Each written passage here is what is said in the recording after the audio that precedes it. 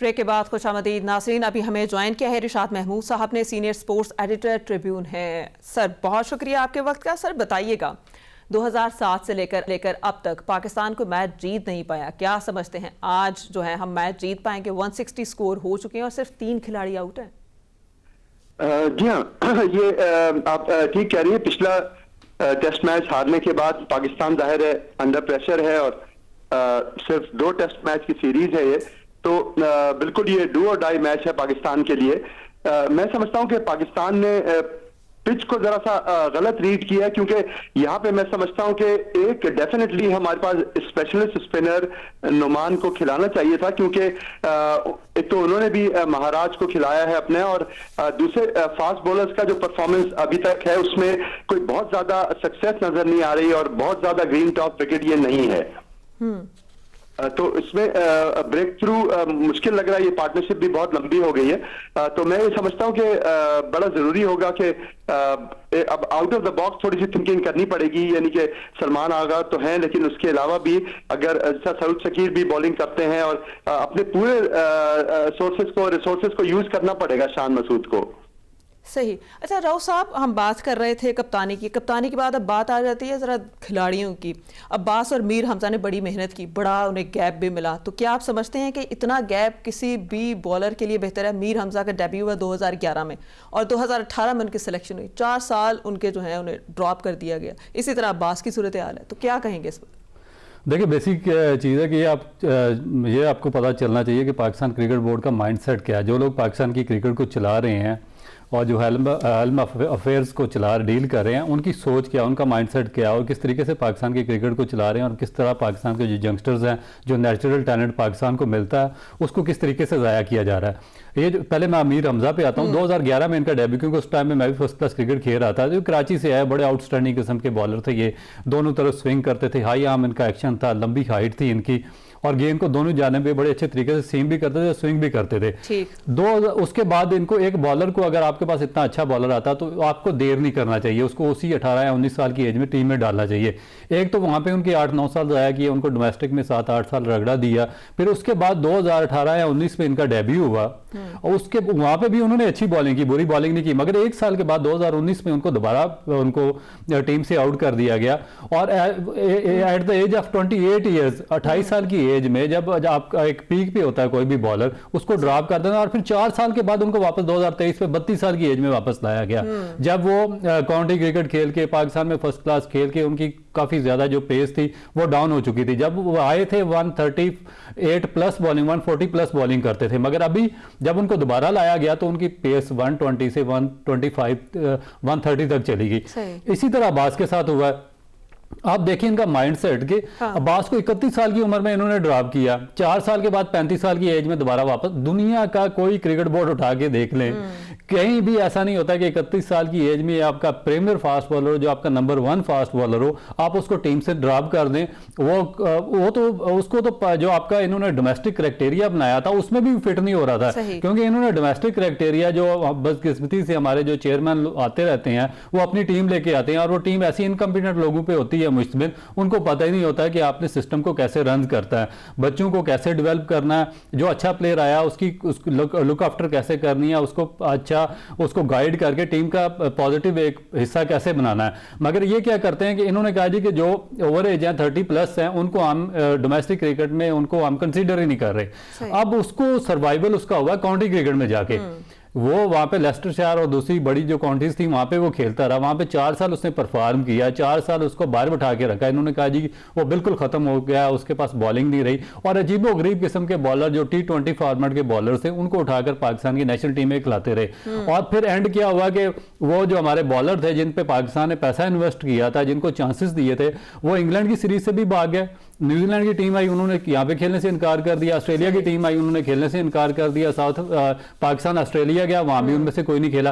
फिर आप मजबूरन आपको मोहम्मद अब्बास को वापस लाना पड़ा और उसने प्रूव किया कि मेरे 4 साल बहुत रॉन्ग तरीके से इन्होंने ज़ाया किए और जो कल्प्रेट्स हैं मेरा ख्याल है कि उनको कौम के सामने लाना बहुत ज़्यादा ज़रूरी है। तो ये तरीका, इस तरीके से हम जो आपका नेचुरल टैलेंट आता है उसको ज़ाया करते हैं, नेचुरल टैलेंट को ज़ाया करते हैं। अच्छा रिशाद साहब, आप क्या कहेंगे कि बुपाका और महराज दोनों लेफ्ट आर्म प्लेयर्स हैं, तो ये कितने खतरनाक हो सकते हैं पाकिस्तानी टीम के लिए? और पाकिस्तान जो है उसमें स्पिनर्स को बाहर ले जाने की रिवायत नहीं है। तो क्या कहेंगे इस पर? जी, आप बिल्कुल ठीक कह रही हैं, क्योंकि ये जैसे मैंने कहा कि पाकिस्तान अंडर प्रेशर है। पिछले टेस्ट मैच में भी पाकिस्तान की जो बैटिंग लाइनअप है वो दोनों इनिंग्स में मैं तो कहूंगा कि फेल हुआ था, क्योंकि 250 या उससे आगे नहीं बढ़ सके। 300 प्लस 350 का स्कोर करना चाहिए था। तो बहुत क्रूशल होगा। मैं समझता हूं कि ये मुफाका जो है ये भी यानी 150 किलोमीटर पे बॉलिंग करते हैं, बहुत तेज, और इनका डेब्यू है, तो मेरे ख्याल है बहुत ज्यादा जान लगा देंगे ये। और उसके अलावा महाराजा तो बहुत एक्सपीरियंस बॉलर हैं। इन्होंने इंडिया के खिलाफ भी विकेट लिए हैं, इंडिया में जाके भी विकेट लिए हैं, श्रीलंका में भी विकेट लिए हैं, तो बहुत ये इनका रोल होगा इस टेस्ट मैच में। और जैसे मैंने कहा कि हमें वाकई यानी हम मिस करेंगे कि हमारे पास नोमान अवेलेबल भी हैं स्क्वाड में, लेकिन उनको सेलेक्ट नहीं किया गया। तो ये एक मैं समझता हूँ एक मिस रीड किया पिच को पाकिस्तान ने। अच्छा, एक और बड़ा इंपॉर्टेंट सवाल यहाँ पर है कि आमिर जमाल के बारे में दो बातें की जा रही हैं कि या तो वो अनफिट हैं या फिर शान मसूद उन्हें लास्ट मैच में खिलवाना नहीं चाह रहे थे, लेकिन उन्हें खिलाना पड़ा। तो इस पर क्या कहेंगे आप? अंदर की खबर क्या है? जी, अच्छा, इसमें मैं समझता हूँ कि ऐसी बात तो नहीं है, क्योंकि आमिर जमाल बहरहाल ऑस्ट्रेलिया में जो उनकी परफॉर्मेंस रही थी पिछले साल के बिल्कुल शुरू में, जो जनवरी में, तो वो बहुत अच्छा खेले थे। उस वक्त भी शान मसूद कैप्टन थे और उन्होंने भरपूर चांस दिया था। तीनों टेस्ट मैच उन्होंने खेले। तो मैं नहीं समझता इस बात को, लेकिन ये आप बिल्कुल ठीक कह रही हैं कि कोई एक बात जरूर है कि आमिर जमाल की जो पेस है वो इजीली 142 प्लस बल्कि जा रही थी ऑस्ट्रेलिया में, 145 भी टच कर गए थे वो। लेकिन यहाँ पे उनकी जो पेस है वो हम देख रहे हैं कि मुसलसल 133 134 से आगे नहीं बढ़ रही है। और दूसरे ये कि बैटिंग में भी उस तरह के जौहर दिखाने का उनको मौका नहीं मिला पिछले टेस्ट में।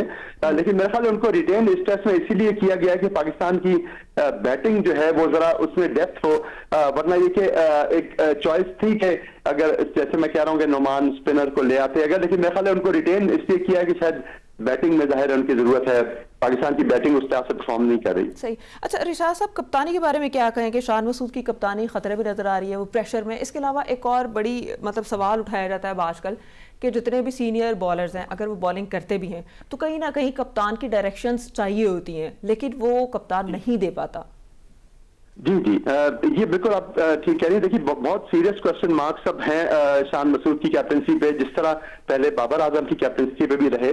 और ये बड़ा जरूरी होता है। बाबर आजम जब कैप्टन बने थे उन्होंने किसी लेवल पे भी कैप्टनसी नहीं की थी और उनको अचानक कैप्टन बना दिया गया। इसी तरह शान मसूद को भी उनका रिकॉर्ड भी इतना अच्छा नहीं है। वो टीम से भी ओरिजिनली उनका यानी वो बाहर थे, उनको बाहर से लाके फिर कैप्टन बनाया गया है, क्योंकि जो कंट्रोवर्सीज बीच में पाकिस्तान क्रिकेट में रही।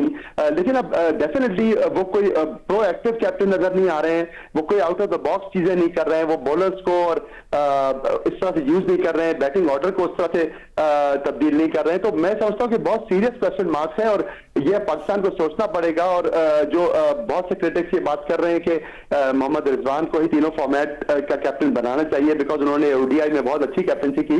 तो मैं समझता हूँ कि बिल्कुल ये अंडर रिव्यू होंगे इस सीरीज के बाद। लेकिन साहब मेरा यहाँ पे सवाल है कि रिजवान को तीनों फॉर्मेट दे दिए जाएंगे, प्रेशर बढ़ नहीं जाएगा? अपनी परफॉर्मेंस खराब नहीं होगी उनकी? जी हाँ, जी, उनकी परफॉर्मेंस डेफिनेटली कुछ वो नजर भी आ रही है कि थोड़ी सी कम होती हुई। लेकिन मैं समझता हूँ कि T20 में तो चले आप अफोर्ड कर सकते हैं। T20 में अगर कैप्टन किसी और को भी आप ग्रूम कर लें। लेकिन ये कि मैं समझता हूँ कि ओडीआई में और टेस्ट में कोई हर्ज नहीं है बिकॉज रिजवान जो है वो एक डैशिंग और डायनामिक प्लेयर है। उनकी थिंकिंग बड़ी पॉजिटिव है और वो एक अटैकिंग और एग्रेसिव क्रिकेट खेलते हैं। ये सबसे बड़ी बात है जो हमें शान में नजर नहीं आ रही। सही। अच्छा ठीक है रऊफ साहब, अगर बाबर आजम की बात हो ही रही है तो बाबर आजम जो है उसकी परफॉर्मेंस अगर देखी जाए अच्छे बैट्समैन है लेकिन 50 बनाते हैं ऐसा लगता है। लोग कहते हैं कि भाई वो सिर्फ अपने 50 स्कोर जो है वो करते हैं सिक्योर, उसके बाद चले जाते हैं। तो क्या अगर इतना सीनियर प्लेयर ये करेगा तो जो बाकी हैं उनके हौसले पस्त नहीं होंगे? देखिए मेरा ख्याल है कि सीरियसली थिंकिंग की ज़रूरत है, क्योंकि दो पाकिस्तान में लॉबीज़ हैं। एक उनको बहुत ज़्यादा सपोर्ट करते हैं और उनको कहते हैं कि इनके बगैर पाकिस्तान की टीम नहीं बनती और पाकिस्तान चल नहीं सकता और ये पता नहीं क्या है क्या नहीं। लेकिन हर मैच में एक अच्छी जगह बाबर को रिजवान को मिलती भी है। मिलती है। और दूसरा जो दूसरी टाइप के लोग हैं वो कहते हैं कि इनको टीम से निकाल दें, इनकी परफॉर्मेंस नहीं। मेरा ख्याल है कि इनको एक स्मूथली सिस्टम को बैलेंस रख के चलना चाहिए।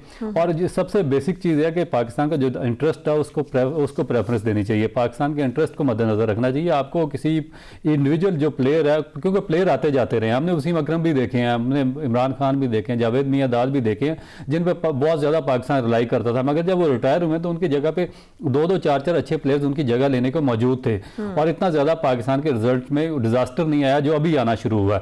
ये वजह ये हुई है कि एक ग्रुप था जिसने अपने आप को स्ट्रांग किया, उन्होंने किसी दूसरे ग्रुप को आने नहीं दिया, यंगस्टर्स को डेवलप नहीं होने दिया, और चाहे किसी वीक टीम के खिलाफ भी मैच थे वही खेल रहे थे, चाहे स्ट्रांग टीम के खिलाफ मैच थे वही खेल रहे थे, आसान भी वही खेल रहे थे और मुश्किल भी वही खेल रहे थे। तो आपको उनकी एवरेज तो ऊपर जाती नजर आ गई, मगर ये नहीं देखा कि उससे पाकिस्तान का कितना बड़ा डिजास्टर हो गया कि अगले अब जो नेक्स्ट 5-7 साल आने वाले हैं उसके लिए आपके पास रिप्लेसमेंट प्लान ही नहीं है, ना आपके पास किसी बॉलर का, ना आपके पास बैट्समैन का, ना आपके पास मिडिल ऑर्डर का। तो ये चीज़ें इन लोगों की वजह से सफ़र की हैं। बाबर आजम और जो शान मसूद है, मेरा ख्याल है कि देखें इनका रिप्लेसमेंट हर सूरत में होनी चाहिए थी, क्यों नहीं इनकी रिप्लेसमेंट? अगर शान मसूद 25 इनिंग में उसका फेलियर है, क्यों उसकी रिप्लेसमेंट तैयार नहीं की गई? आपके पास उमर सदीक थे लाहौर के, आउटस्टैंडिंग परफॉर्मेंस थे डोमेस्टिक के, क्यों नहीं आपने उनको चांस दिया?